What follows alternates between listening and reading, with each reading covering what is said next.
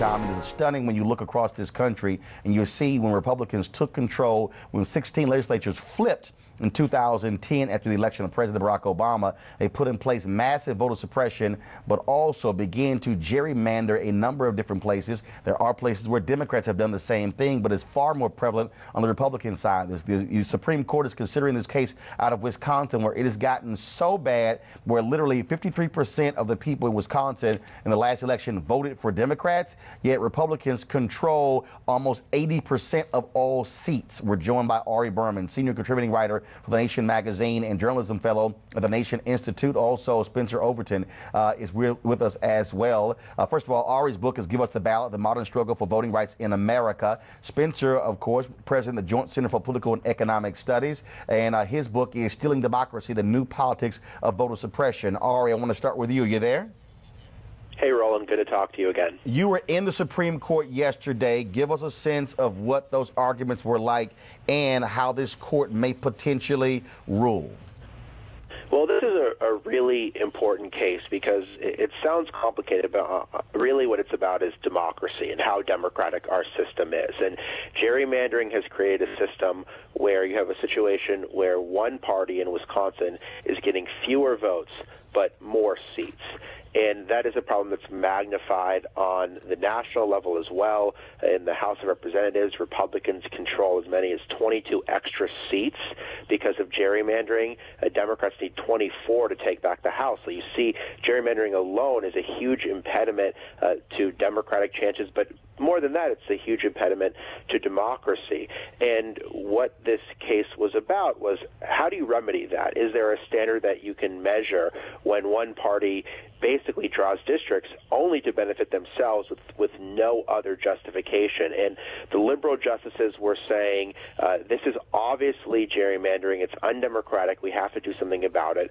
The conservative justices were basically saying, no, we can't get into this, it's too political. And Justice Anthony Kennedy was in the middle, but seemed to be looking for a way, the key swing vote on the court seemed to be looking for a way to strike down gerrymandering, suggesting it could either violate the Equal Protection Clause of the 14th Amendment or the First Amendment, basically saying that if you have a situation where a minority group, in this case Democrats in Wisconsin, can't have representation, that violates fundamental free speech and free association rights. And so this case is important not just in Wisconsin, but has major national ramifications as well for how districts are drawn all across the country. Spencer Overton, this is political gerrymandering. We know about racial gerrymandering as well. This impacts every voter, whether you're black, Hispanic, Asian, because essentially when Republicans are allowed to create these supermajorities, they don't need any Democratic input. You see supermajorities of Republicans in Florida because of gerrymandering, North Carolina because of gerrymandering,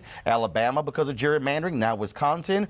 If this is allowed to stand, every state will rush to do the exact same thing. That's absolutely right. And it has a special relevance for black folks, right? Because right now, under our current system, the GOP can basically say, hey, we're not drawing these districts because you're black. We're drawing them because you're Democrats. We're doing it for political reasons. So they basically use politics as a pretext. That's one piece. The other piece is, if you look at black leadership in terms of committees and state legislatures and across the country in terms of Congress, black folks aren't in leadership. And one of the key reasons they're not in leadership is this political gerrymandering. Ari, if we look at what took place with the Hayes-Tilden Compromise in 1877, known as the Great Compromise of 1877, which ushered in Jim Crow, that wiped out black leadership and black representation in state legislatures and also Congress. What we are seeing here are sophisticated efforts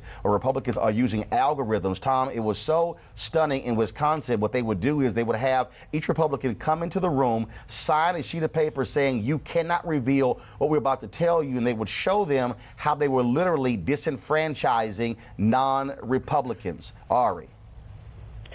That's absolutely right. It's gotten so sophisticated they can figure out how to entrench power for a decade or more when drawing these maps.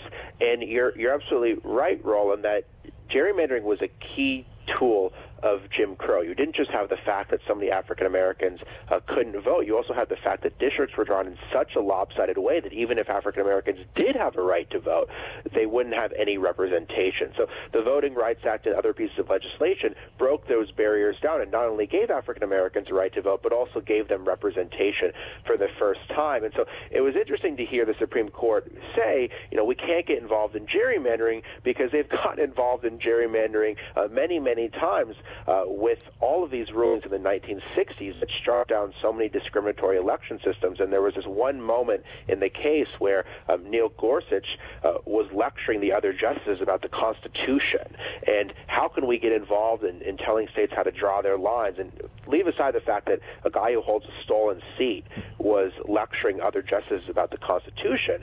But Ruth Bader Ginsburg told Gorsuch, what about one person, one vote, which was all of the really important Supreme Court cases in the 1960s, when the justices explicitly got involved in redistricting. So this is not that complicated.